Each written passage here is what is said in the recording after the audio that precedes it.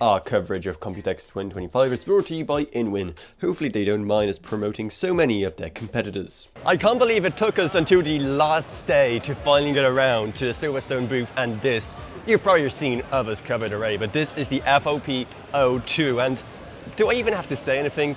Like, this whole video should just be B-roll, just complete silence, but just beautiful, stunning shots of this right here. Obviously, I am a huge fan of this kind of retro approach to stuff, and I'm happy to report that this is probably the only case I've seen at this whole show that actually has 5.25-inch bays. Would you look at that? So maybe if I'm looking to upgrade, this will be something to consider. Granted, if you're looking to upgrade, you better have the money spare, given how it's going to come in at around $220 or so. The full price isn't confirmed just yet, and neither is the release date. What we know so far is, fingers crossed, Q3.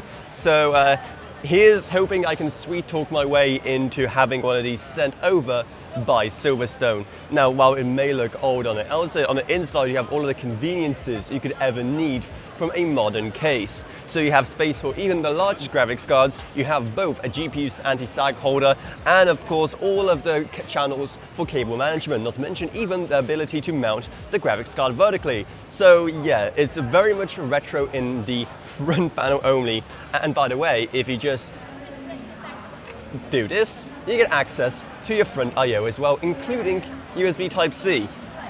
So yeah, let me know if you'll be buying this one, because I know that I will be. Thanks so much to InWin for sponsoring our coverage. They're celebrating their 40th year anniversary this year with major discounts on the existing chassis, plus a special 40th anniversary concept chassis, so definitely check them out down in the video description below. Plus, huge thanks to our patrons Gavin Burns, Justin Ray, Jill Ronyak, Balash Voka, Patrick Harrison, Donald Pseudonym, Meg Sumner, and Shane Allcroft.